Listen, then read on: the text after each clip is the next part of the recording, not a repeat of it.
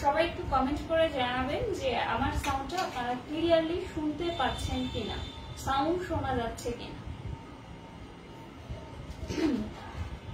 Sound কি শোনা যাচ্ছে? সবাই একটু কমেন্ট করে জানাবেন সাউন্ড শোনা যাচ্ছে কিনা।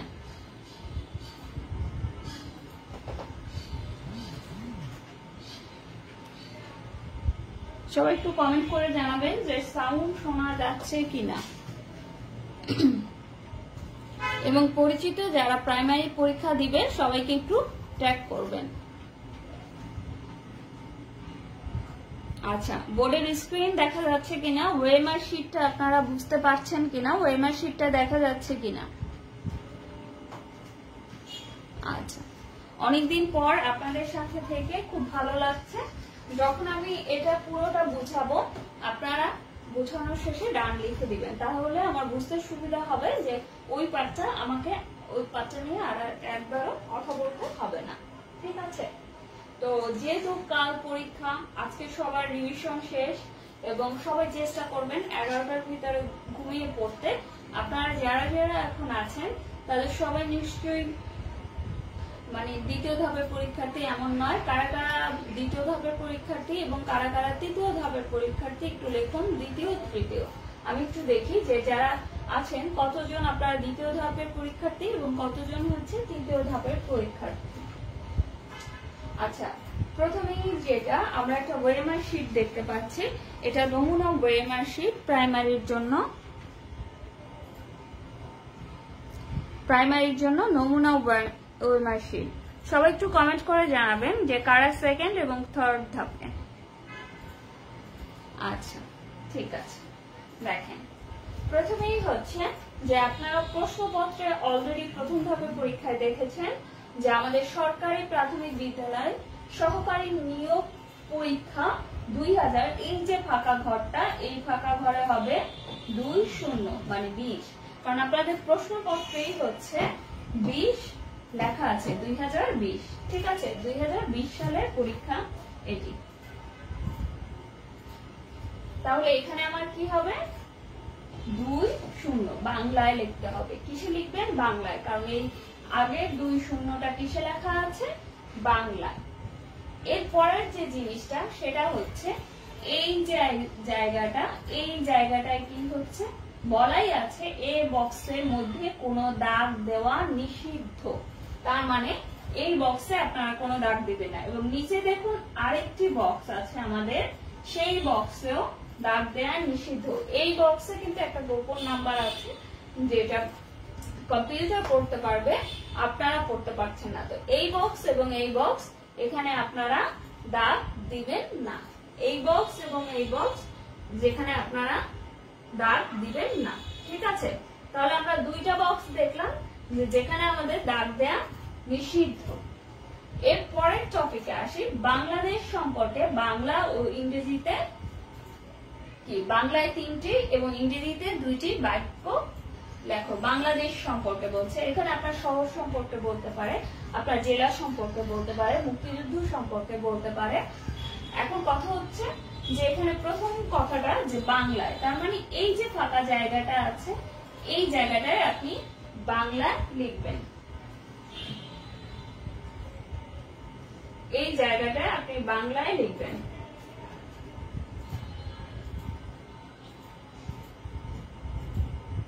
ঠিক আছে?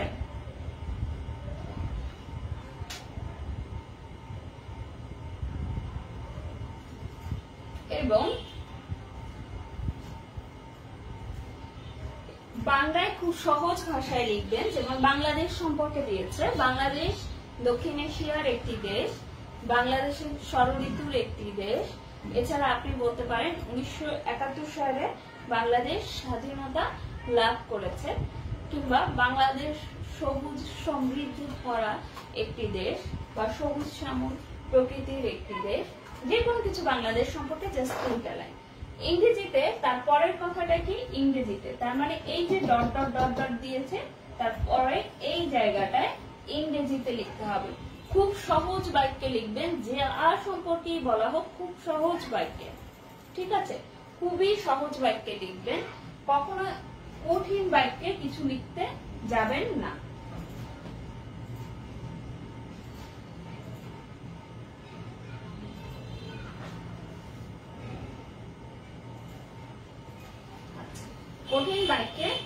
কিছু লিখতে যাবেন না।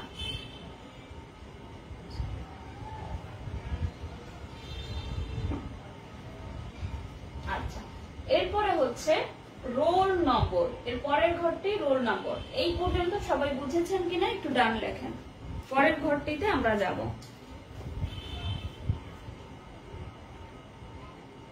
আচ্ছা, খুব কম মানুষ কমেন্ট করেছে দ্বিতীয় এবং তৃতীয় ধাপে। তাহলে কি আপনারা অনেক বেশি অন্য কোনো কিছুতে? এইটুকু ক্লিয়ার কিনা? উপরে 2020 সাল, তারপরে দাগ দেয়া যাবে না ওই ঘরটিতে বাদ দিয়ে যেতে হবে। তারপরে আমাকে বাংলা এবং ইংরেজিতে লিখতে বলছে, সেখানে বাংলায় উপরে মাঝখানে একটা ডট ডট দিয়ে আমাকে আলাদা করে দিয়েছে। ঠিক আছে,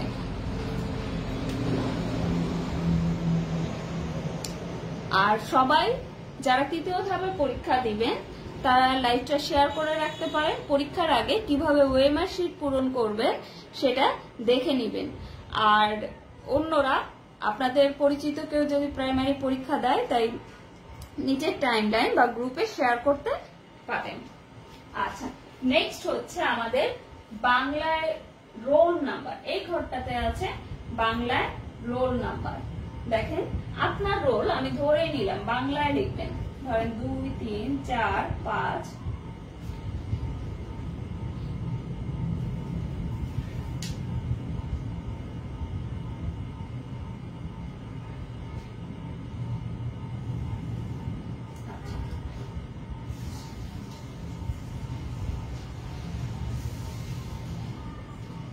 দুই, 3, 4, 5।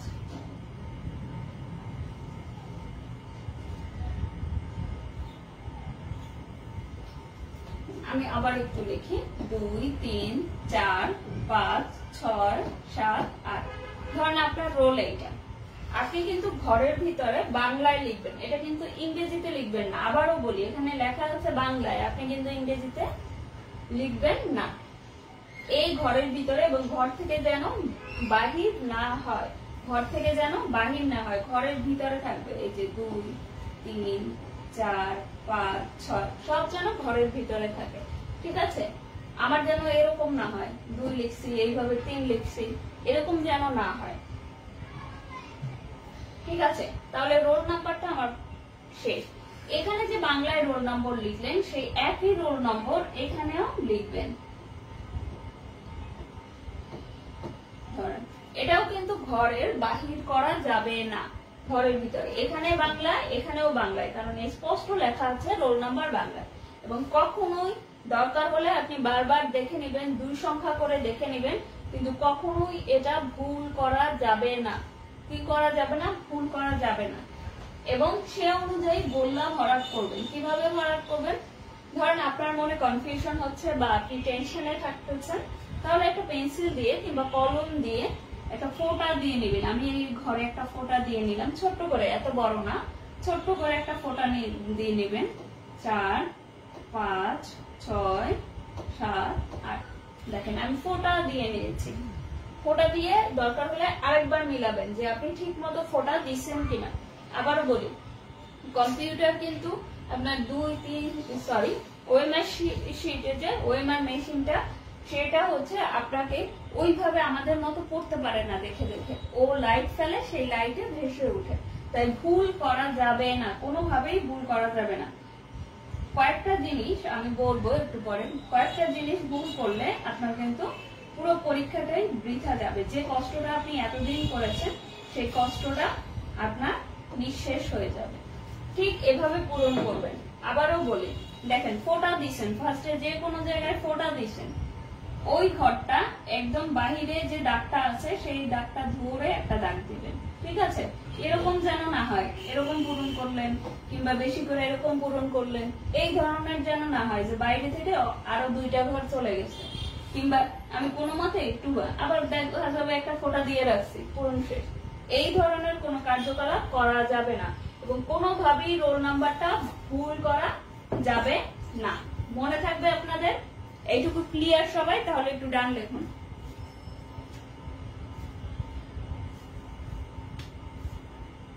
না, সবসময় বাংলাদেশ সম্পর্কে লিখতে হবে ওএমআর এ। এই কথা কি বলা আছে? বলা নাই। কারণ ওখানে যেটা সম্পর্কে লিখতে দিবে সেটাই লিখবে। আপনাকে তো বলা থাকবে যে আপনার বাংলাদেশ সম্পর্কে লিখুন, কিংবা নিজের সম্পর্কে লিখুন, কিংবা জেলার সম্পর্কে লিখুন, যে কোনোটাই আপনার ওখানে বলা থাকবে। সবাই সবাই বুঝেছেন? যারা লাইভে আছেন বুঝেছেন?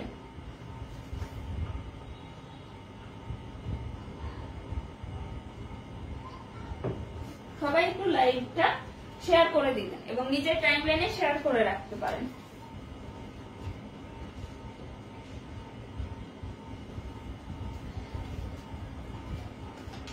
আচ্ছা, এরপরে নেক্সট হচ্ছে দেখেন পুরুষ এবং মহিলা। এই যে ফাঁকা জায়গাটা আছে, এই জায়গাটায় আপনাকে কিছু লিখতে হবে না, কারণ পুরুষ এবং মহিলার নিচে দুইটা ঘর দেওয়া আছে। আপনি যদি পুরুষ হন তাহলে পুরুষের ঘরে পূরণ করবেন, কিংবা আপনি যদি মহিলা হন তাহলে মহিলার ঘরে পূরণ করবেন। এই ফাঁকা জায়গার দিকে আপনার তাকানোর দরকার নাই, আপনি এখানে পূরণ করে দিন। ঠিক আছে?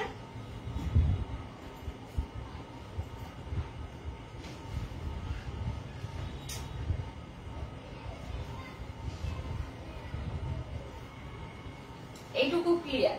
এখন আসি সামনের দিকে। দেখেন প্রার্থীর নাম বাংলায়, আপনার নাম ধরেন সীমা আক্তার, আপনি বাংলায় লিখলেন সীমা আক্তার। ঠিক আছে? অবশ্যই ঘরের ভিতরে, যেহেতু আমার পেন্সিলটা বড় তাই এই ঘর অনুযায়ী হচ্ছে না, কিন্তু আপনার যেন হয়। এরপরে ধরেন প্রার্থীর নাম ইংরেজিতে, এখানে বলা নাই ক্যাপিটাল নাম বা স্মল লেটার, কিন্তু সাধারণত আমরা পরীক্ষায় ক্যাপিটাল লেটারে লিখি, তাই আপনি ক্যাপিটাল লেটারে লিখবেন, ইংরেজিটা ক্যাপিটাল লেটারে লিখবেন সীমা আক্তার। এরপরে আপনাকে পিতার নাম বলছে, একইভাবে আপনি পিতার নাম লিখবেন, একইভাবে পিতার নাম ইংরেজিতে লিখবেন, মাতার নামও বাংলা এবং ইংরেজি।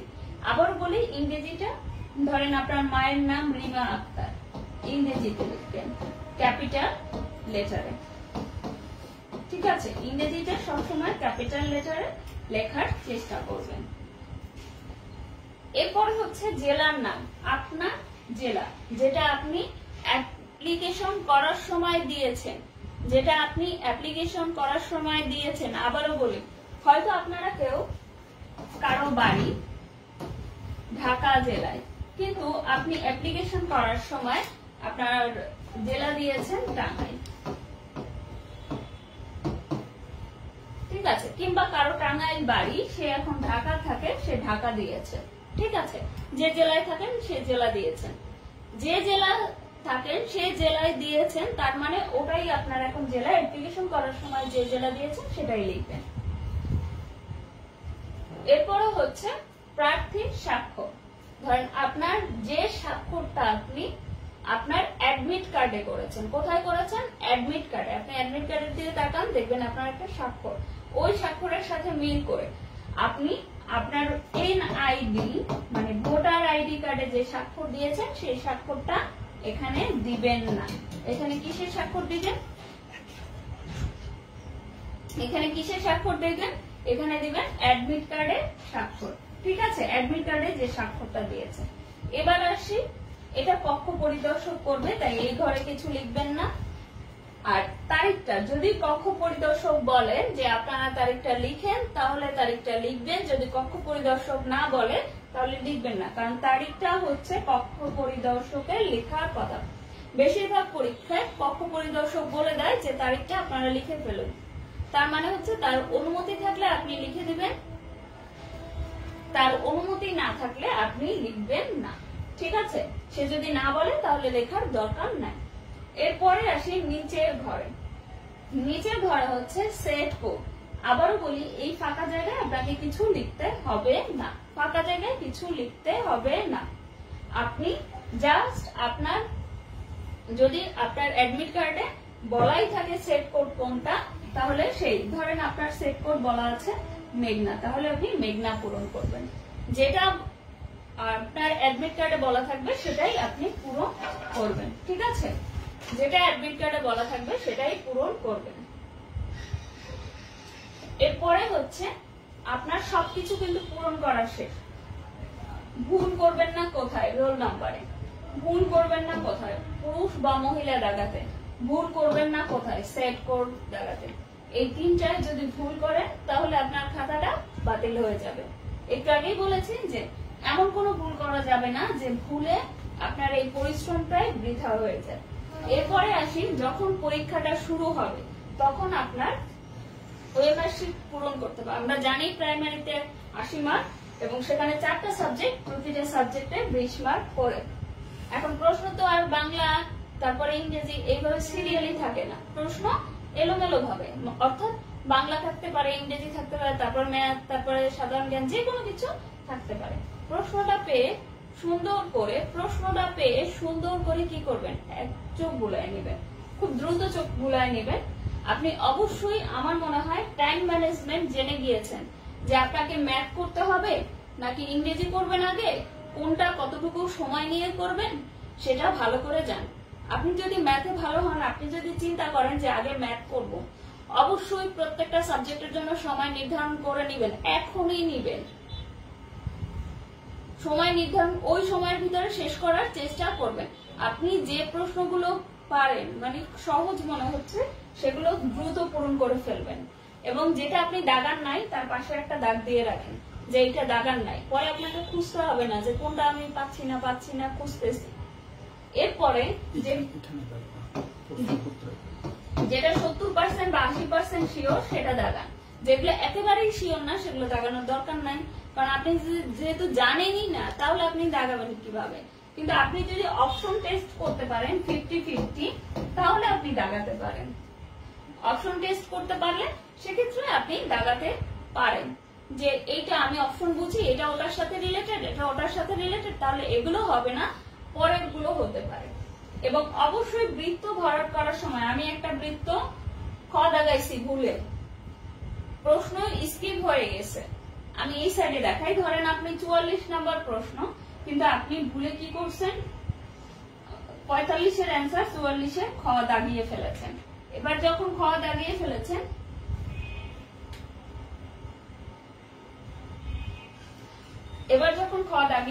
এখন তো 45-এর অ্যান্সার দাগিয়ে ফেলেছেন, কিন্তু আপনার 44-এর অ্যান্সার গ হবে, তাই বলে কি আপনি খ এর পর গ দাগাবেন? ওএমআর শিট বাতিল হয়ে যাবে দুইটা দাগাইলে। কখনোই দুইটা দাগানো যাবে না, কখনোই দুইটা দাগানো যাবে না। আবারও বলি, কখনো দুইটা দাগানো। যেমন বিজ্ঞানে একটা প্রশ্নের উত্তর আছে অগ্ন্যাশয় এবং প্যানক্রিয়াস, দুইটা জিনিস আছে। দুইটা জিনিস থাকলে কি হবে, প্রথম যে উত্তরটা আছে সেটা দিয়ে দাগাবেন।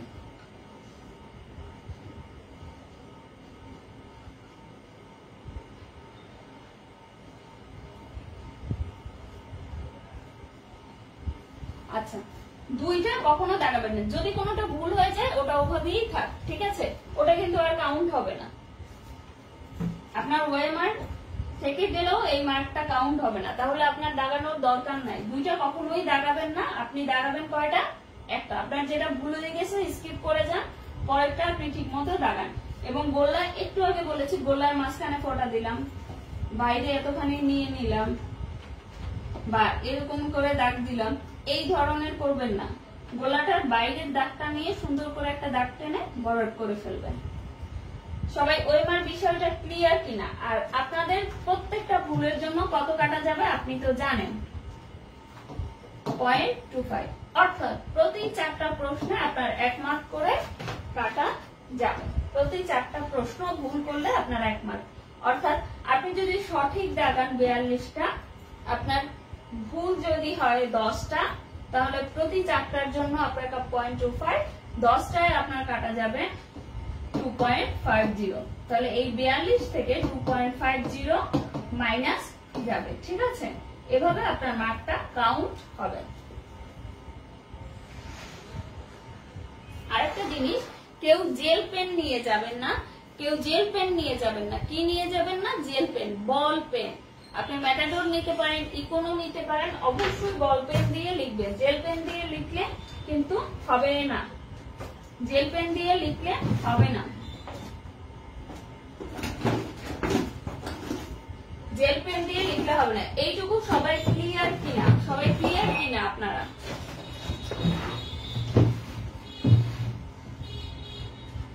আচ্ছা, রাফ করবেন প্রশ্নপত্রে, রাফ ওএমআর শিটে করবেন না।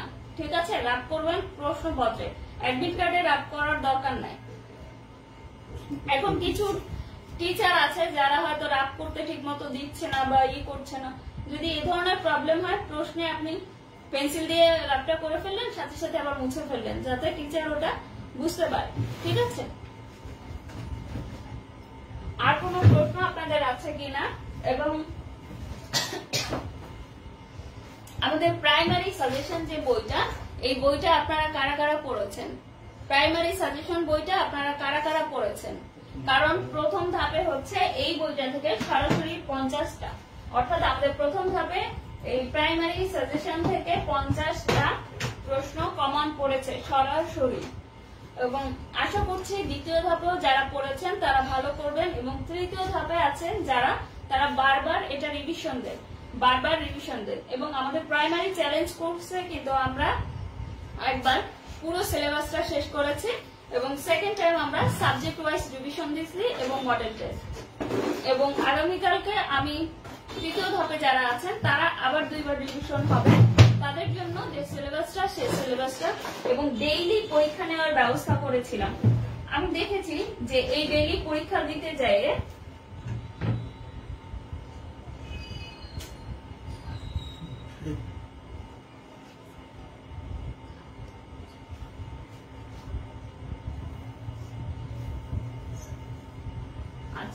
ডেইলি পরীক্ষা দিতে যেয়ে কিছু কিছু প্রবলেম দেখা দিচ্ছে। কি প্রবলেম? সেটা হচ্ছে যে অনেকে মার্কস কম পেয়ে হতাশ হয়ে যাচ্ছেন। দেখেন, আপনি আগে কখনো পরীক্ষা দেননি, আপনি প্রশ্ন কিভাবে হয় সেটা বুঝতে পারছেন না, খালি চোখে দেখলে পরীক্ষার হলের মতো হয় না। আমরা অনেকেই বলছে যে গুগল ফর্মে পরীক্ষা নেন, আমরা প্রাইমারির অনেকগুলো ব্যাচ চালিয়েছি, প্রত্যেকটায় আমরা ওএমআর শিটে পরীক্ষা নিয়েছি। কেন ওএমআর শিটে?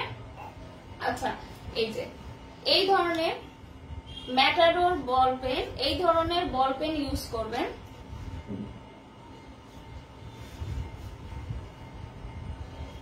এটা হচ্ছে ম্যাটাডোর i10, আপনারা এটাও ইউজ করতে পারেন, কিংবা আপনারা ইকোনো আছে, ইকোনো ইউজ করতে পারেন। আর এটা হচ্ছে সফট আপনাদের জন্য। আচ্ছা, যেটা বলতেছিলাম সেটা হচ্ছে যে আপনি পরীক্ষা দিতে দিতে, আগেই বলেছিলাম যখন আমরা এপ্রিল মাসের পরীক্ষা 1 তারিখ পরীক্ষা এরকম গুঞ্জন উঠেছিল, তখন মার্চ মাসে বলেছিলাম যে আপনারা নিয়মিত মডেল টেস্ট সলভ করবেন। এই একটা কারণেই বলা যে আপনাদের হাত চালু, টাইম ম্যানেজমেন্ট সিস্টেমটা বোঝা, এবং পরীক্ষার হলে যাতে আপনাদের ভুল না হয়। ঠিক আছে, পরীক্ষার হলে যাতে আপনাদের ভুল না হয়। অবশ্যই অনেকে বলছেন যে আমরা জানা প্রশ্নগুলো ভুল করছি, এর দুটো কারণ। এক হচ্ছে পরীক্ষার হলে কেউ কেউ যারা মোটামুটি ভালো পারেন তারা প্রশ্ন দেখে ভাবেন যে খুবই সহজ প্রশ্ন আসছে, মানে আমি যদি 20টা বা 30টা বা 40টা প্রশ্ন সহজ দেখি তখন আমার মনে হচ্ছে যে খুবই সহজ প্রশ্ন আসছে, তখন অতি খুশিতে আপনার উত্তর এদিক সেদিক হয়ে যায়, ভুল হয়ে যায়, তখন আপনি মনে করেন যে আমি সব পারবো। এই একটা কারণে ভুল হয়ে যায়। সেকেন্ড হচ্ছে সবাই একটু লাইভটা শেয়ার করে রাখবেন যারা থার্ড ধাপে পরীক্ষা দিবেন, যাতে পরবর্তীতে আপনি দেখতে পারেন। আর যারা মানে পরিচিত যাদের প্রাইমারি পরীক্ষা আছে তারাও বিভিন্ন জায়গায় লাইভটা শেয়ার করতে পারে। আচ্ছা, এরপরে হচ্ছে আরেকটা প্রবলেম, সেটা হচ্ছে আপনি যখন বারবার রিভিশন না দিবেন, বারবার কোনো জিনিস চোখে না দেখবেন, তখন সেটা আপনার ভুলে যাওয়ার সম্ভাবনা অনেক বেশি। আবারও বলি, কেউ ভাবার কোনো কারণ নেই যে 120টার সাজেশন পড়ে আমার কমন পড়ে গেল। প্রাইমারি একটি বড় পরীক্ষা, এবং এখন বর্তমানে যে কোনো চাকরির পরীক্ষা মানেই হচ্ছে বড় পরীক্ষা। আপনার 50 জন নিবে, দেখা যায় যে 3 লাখ 4 লাখ এরকম পরীক্ষার্থী। এই 3 লাখ 4 লাখ পরীক্ষার্থী 50 জন নিবে, এদের ভিতরে আপনি এই 50 জনের ভিতরে আসতে হলে আপনাকে পড়তে হবে না, আপনার ভাবার কোনো কারণ নাই। এখন প্রশ্ন সব স্ট্যান্ডার্ড হয়, কিছু প্রশ্ন আপনার বিগত প্রশ্ন আসবে, আপনি ধরলাম 35টা বা 40টা বিগত প্রশ্ন আসলো, সেটা আপনাকে অবশ্যই পড়তে হবে। কিছু প্রশ্ন আসবে 5 থেকে 10টা প্রশ্ন আসবে আপনার বেসিক থেকে, এবং কিছু প্রশ্ন আসবে যেটা আপনার একেবারেই জানার ভিতরে না, অজানার ভিতরে। যেটা অজানার ভিতরে সেটাকে স্কিপ করেন, কিন্তু বেসিক প্রশ্ন আপনি পারবেন না, ওটাও কমনের আশায় থাকবেন, তাহলে খুব ভুল হয়ে যাবে। আপনার বেসিক প্রশ্ন অবশ্যই পারতে হবে। আপনার বিগত প্রশ্ন কোনোভাবেই ভুল করা যাবে না। আমি বারবার বলেছি, বিগত বিসিএস, নিবন্ধন, প্রাইমারি এই 3টা সাইডের প্রশ্ন আপনি বারবার রিভিশন দিবেন, এবং প্রত্যেকটা, যেমন আমাদের এই বইটা আমরা সাজিয়েছি কিভাবে, শুধুমাত্র আমি এর আগেও দেখিয়েছি যে কোনো অধ্যায় যতটুকু শুধুমাত্র পরীক্ষার আগে আপনাকে রিভিশন দিতে হবে, ঠিক ততটুকু দিয়ে আমাদের এই বইটা সাজানো হয়েছে। ঠিক ততটুকু দিয়ে এই বইটা সাজানো হয়েছে। এবং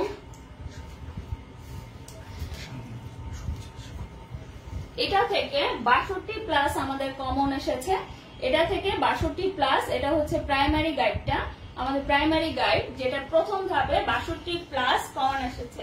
primary power guide and suggestion, primary power guide and suggestion. এবং এটা পরীক্ষার পরে আমরা আবার আপডেট করে ছেড়ে দিব।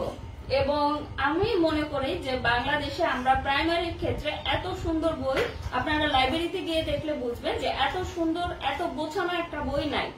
অনেকে বলছিলেন যে প্রাইমারি তো চিকন বই পাওয়া যায়, প্রাইমারিতে এত পড়ার দরকার কি। প্রথম ধাপে যারা পরীক্ষা দিয়েছেন তারা বুঝে ফেলেছেন যে আসলে পড়ার দরকার আছে। চাকরির বাজারটা এখন আমাদের সহজ হাতের মুঠোয় না, কেউ কাউকে চাকরি পাইয়ে দিতে পারে না। যারা দীর্ঘদিনে প্রাইমারি পরীক্ষা দেওয়ার চিন্তা করছেন তারা প্রাইমারি গাইড নিতে পারেন। এবং সাথে সাথে আমরা মডেল টেস্টটাও ছেড়ে দিব, কারণ আমি বারবার বলি, আপনি যেটাই পড়েন না কেন, আপনার সিলেবাস শেষ হইলে প্রতিদিন মডেল টেস্ট সলভ করবেন। আপনি যদি কোথাও নাও করেন, কোথাও নাও পরীক্ষা দেন, আপনি ঘরে বসে মডেল টেস্ট সলভ করেন। মডেল টেস্ট কখনো কমনের জন্য না। তারপরেও আমরা দেখেছি যে আমাদের মডেল টেস্টে আমি ইংরেজি দেখলাম প্রায় 16টা প্রশ্ন, ম্যাথও দেখেছি 15টা প্রশ্ন, মানে সরাসরি কমন। তো সাধারণত এই ধরনের কমন থাকে না। তারপরেও বলি, মডেল টেস্টটা হচ্ছে কমনের জন্য না, আপনার বাসায় বসে যে সিলেবাসটা আছে সেটা প্র্যাকটিসের জন্য।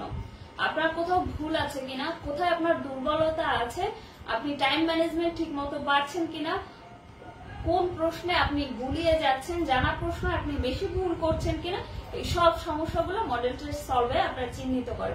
যেহেতু দ্বিতীয় ধাপের জন্য আমাদের আর সময় নেই, তাই সবাই রিল্যাক্সে থাকবেন। আজকে রাতটা সবাই রিল্যাক্সে ঘুমাবেন, সকালবেলা উঠে নামাজ পড়বেন এবং আল্লাহর নাম নিয়ে, যেহেতু পরীক্ষার 1 ঘন্টা আগে আমাদের হলে উপস্থিত থাকতে হবে, সেজন্য সময় নিয়ে যাবেন। কেউ তাড়াহুড়ো করা যাবে না, কারণ রাস্তাঘাটে বিপদ আপদের কথা বলা যায় না। দরকার হলে পরীক্ষার হলের ওখানে গিয়ে 1 ঘন্টা বেশি বসে থাকবো, তাও ভালো, কিন্তু আমার যেন পরীক্ষাটা দিতে না পারি এই সিচুয়েশনটা সৃষ্টি না হয়। আপনারা যা করেছেন আপনি মনে করবেন আপনি সবার থেকে ভালো পারেন এবং আপনার থেকে কেউ ভালো পারে না, এবং যতটুকু পারবেন মন খারাপ করার কিছু নেই। ধরে নেবেন যে আপনার ভাগ্যে অতটুকুই আছে।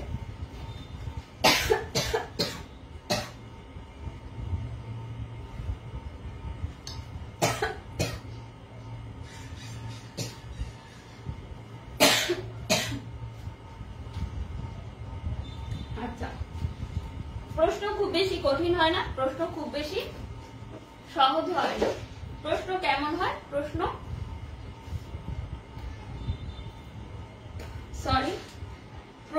একটু ক্রিটিক্যাল হয়। প্রশ্ন কেমন হয়? প্রশ্নটা একটু ক্রিটিক্যাল হয়, একটু কঠিন তো হবেই, কারণ চাকরির বাজারে আমি তো বললামই অনেক পরীক্ষার্থী, এবং এই পরীক্ষার্থীকে, হিউজ পরীক্ষার্থীকে টেক্কা দিতে হলে আপনাকে তো একটু ভালো করে পড়তেই হবে। এবং যারা ভালো করে পড়েছেন, যারা পরিশ্রম করেছেন, তাদের পরিশ্রম কখনো বৃথা যাবে না। আরেকটা কথা বলি, প্রশ্ন দেখে ঘাবড়াবেন না, যাই প্রশ্ন আসুক বিসমিল্লাহ বলে শুরু করবেন, আপনি যতটুকু পারেন ততটুকু দিবেন। আবারও বলি, যখন আপনি 50 থেকে 60টা প্রশ্ন দিয়ে ফেলছেন, তার মানে আপনি মোটামুটি টেকার জায়গায় চলে গিয়েছেন উইদাউট কনফিউশনে। আপনি যখন উইদাউট কনফিউশনে 50টা প্রশ্ন পেয়ে গেলেন, তারপরে আপনি খুব সাবধানে দাগাবেন। আবারও বলি, খুব সাবধানে দাগাবেন, যাতে আপনার মার্কস রেঞ্জটা 60 থেকে 65 এর ভিতরে থাকে। কারণ প্রথম ধাপে দেখা গিয়েছে যে 42 থেকে 45ও অনেকে টিকেছে। আমরা বলেছিলাম তো অনেকে বিশ্বাস করেনি, মেয়েরা 42 থেকে 45-এ অনেকেই টিকেছেন। কারণ জেলা ভিত্তিক, আপনার জেলায় যদি ধরেন 55 মার্কের উপরে না উঠে তখন রেঞ্জটা অটোমেটিকলি 45 থেকে 55-র ভিতরে থাকার সম্ভাবনা অনেক বেশি থাকে। ছেলেদের ক্ষেত্রে মার্ক একটু বেশি পেতে হবে। এবং আশা করি যে আপনারা কেউ ঘাবড়াবেন না, সবাই আমাদের এই বিসিএস পেজকে লাইক এবং ফলো দিয়ে রাখবেন। কারণ একটু পরে হয়তো আমি আপনাদের ভাইবা, প্রথম ধাপে যারা পরীক্ষা দিবেন তাদের ভাইবা পরামর্শ নিয়ে আসবো।